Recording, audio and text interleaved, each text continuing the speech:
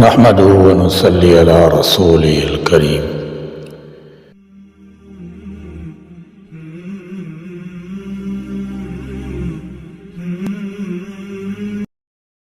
ایک دور تھا کہ لڑکوں کے لیے پرائمری پاس کر لینا ان کے پڑھا لکھا ہونے کی علامت سمجھا جاتا تھا، بلکہ پرانے دور کے پرائمری پاس بزرگ اکثر میٹرک پاس نوجوانوں کو مقابلے کا چیلنج دیا کرتے تھے۔ زیادہ تر ریاضی کے مضمون میں یہ چیلنج ہوا کرتا تھا۔ نوجوان ان کا چیلنج قبول کرنے سے ہچکچاتے تھے، اور اگر کوئی سرپھرا نوجوان تیش مار کر چیلنج قبول کرنے کی غلطی کر بیٹھتا تو وہ ہار جایا کرتا تھا۔ اس کی وجہ اس نوجوان کی نالائقی نہیں ہوتی تھی، بلکہ پرانے دور کا نصاب ہوتا تھا جس میں ریاضی کے سوالات روزمرہ زندگی کے حساب کتاب سے متعلقہ ہوتے تھے۔ جدید نصاب میں اشاری نظام آ گیا ہے، طلبہ کو درجن یا کوڑی کی تعداد کا علم نہیں ہے۔ اس کے علاوہ آپ میٹرک کی ریاضی اٹھا کر دیکھ لیں، اس کا سلیبس روزمرہ زندگی کے حساب کتاب سے کوسوں دور نظر آئے گا۔ سلیبس ترتیب دینے والوں کے پیش نظر جانے کون سی ترجیحات ہوتی ہیں، مگر نوجوانوں کو بزرگوں سے یہ طعنہ ضرور مل جاتا تھا کہ تم تے چھولے دے کے پڑھے ہیں، یعنی تم نے چنے رشوت میں دے کر جماعتیں پاس کی ہیں۔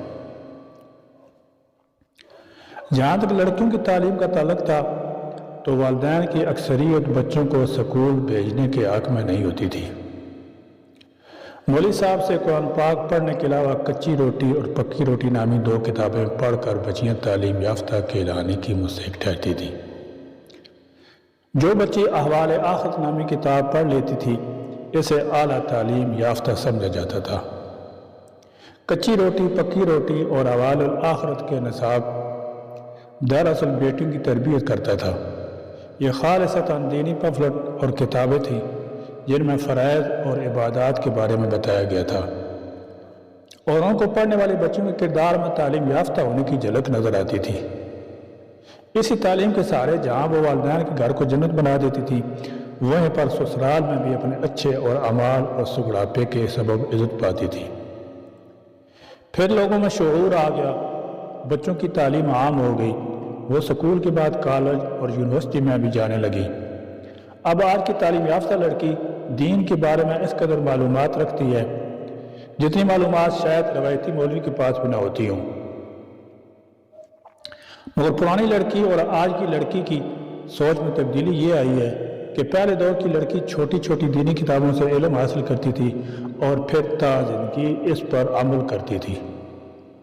آج لڑکیوں کی بڑی تعداد علم حاصل نہیں کرتی بلکہ معلومات اکٹھا کرتی ہیں اور اس کی بنیاد پر ڈگری حاصل کر لیتی ہیں، اس لیے وہ عمل سے بھی کوسوں دور ہے۔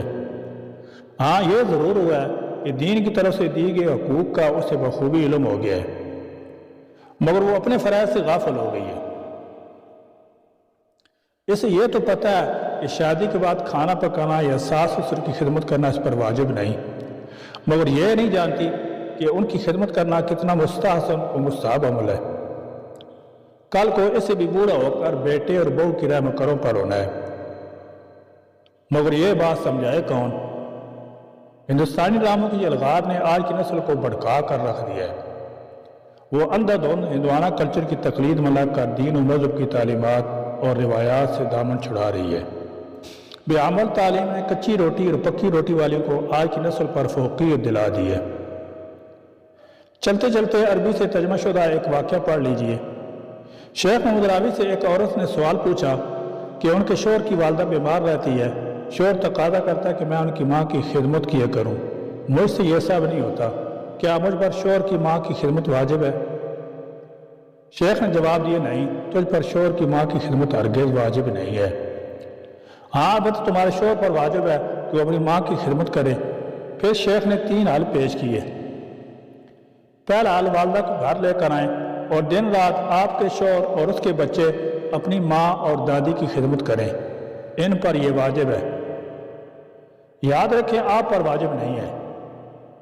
دوسرا حل یہ کہ والدہ کو آپ کا شوہر الگ گھر میں رکھے اور ان کی دیکھ بھال اور خدمت خبرگیری کے لیے وہاں جاتا رہے۔ اگر والدہ یہ تقاضا کرے کہ رات ان کے سرانے گزارے تو ماں کے پاس رات رکنا ان پر واجب ہے۔ یاد رکھیں آپ پر واجب نہیں ہے۔ تیسرا حال یہ ہے کہ والدہ کی دیکھ بھال کے لیے ایک نرس رکھ لے۔ اگر نرس کے لیے تنخواہ دینے میں حرج ہو تو گھر کے اخراجات کم کر کے نرس کی تنخواہ دے۔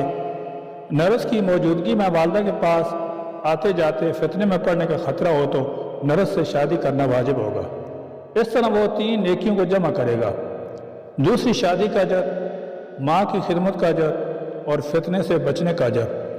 البتہ آپ پر شوہر کی ماں کی خدمت واجب نہیں ہے، لہذا آپ عزت کے ساتھ اپنے گھر رکی رہیں۔